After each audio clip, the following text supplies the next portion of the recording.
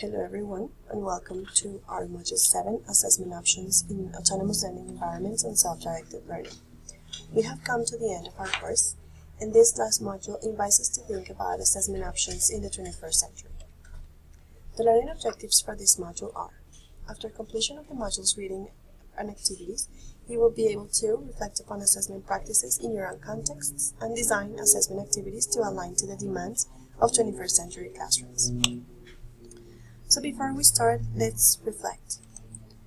If we see this image, it's pretty much what is happening in our classrooms today. We are assessing our students all in the same way, and standardizing testing is taking away the personal touch that assessment should have for our students. So do you feel connected to this image? Now let me ask you a question. What do you understand by assessment? It would be a good moment for you to pause the video and take your own notes.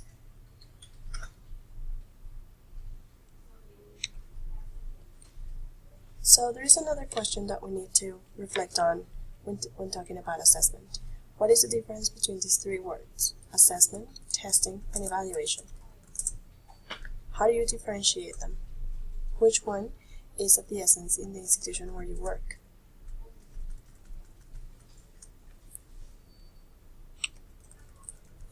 If we look at Brown, 2008, assessment is considered an ongoing process. A good teacher never ceases to assess students, whether those assessments are incidental or intended. Assessment can be formal or informal. So there are differences. We have traditional and alternative assessments. Traditional assessments are one-shot standardized exams, timed multiple-choice formats, decontextualized test items, scores suffice for feedback, norm-referenced scores, focus on the right answer, summative, oriented to product, not interactive performance, and it fosters extrinsic motivation. On the other hand, alternative assessment is continuous long-term assessment, untimed free-response format, contextualized communicative tasks, individualized feedback and washback, criterion-referenced scores, open-ended creative answers, formative, oriented to process, interactive performance, and it fosters intrinsic motivation. So thinking about these characteristics of assessment, which type of assessment do you use the most, and why? Do you think you might use a combination of both? Do you think a combination might be more suitable for students? Do we need both types of assessment? Summative versus formative assessment. Do you remember the difference? I invite you to take some notes on your notebook right now.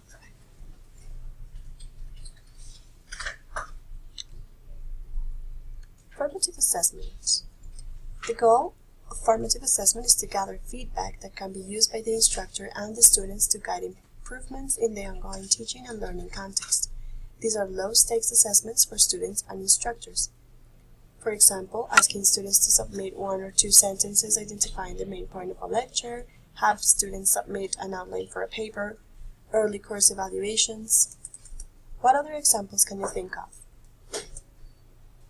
On the other hand, summative assessment, its goal is to measure the level of success or proficiency that has been obtained at the end of an instructional unit by comparing it against some standard or benchmark, assigning a grade, critique of a senior recital, university faculty course evaluations at the end of the course.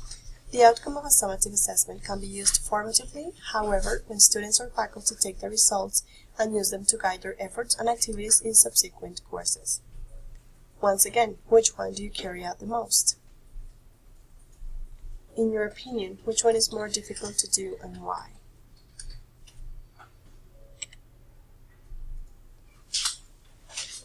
I invite you to watch this video for 3 tips for great formative assessment.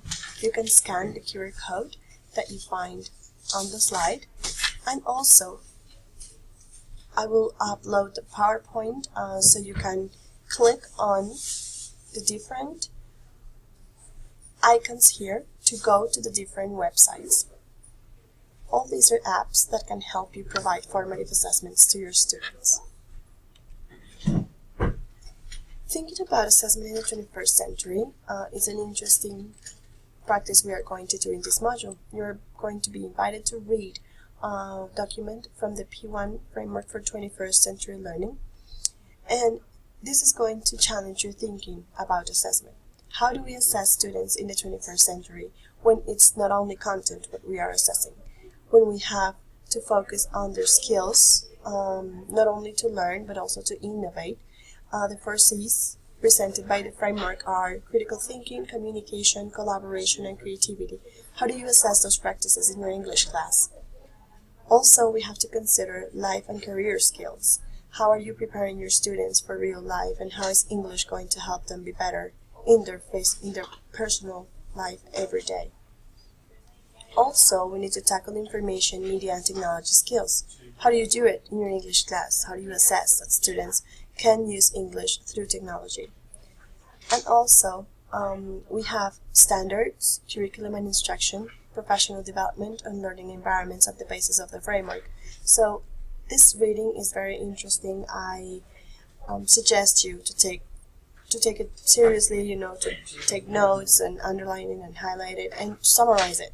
This is something that is going to help you a lot to form your concept of assessment.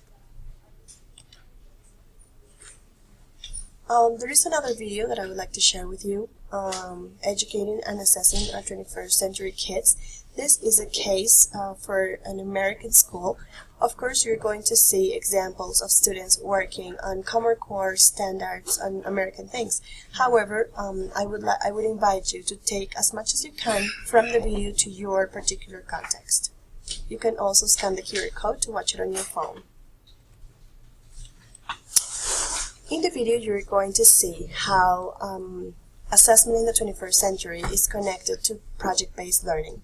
So here, I provide you with the website for the BIE, which is the Center for Project-Based Learning in the States. You can find a myriad of resources. You can find rubrics, you can find other instruments, articles, blogs, videos, etc. that can help you shape assessment in your context. So I invite you to watch this video called 21st Century Skills Assessment. This is a video on how a school implements storytelling and other digital media for assessments in the 21st century. And also, I invite you to read this article, which is a blog post on creating authentic kindergarten project-based learning.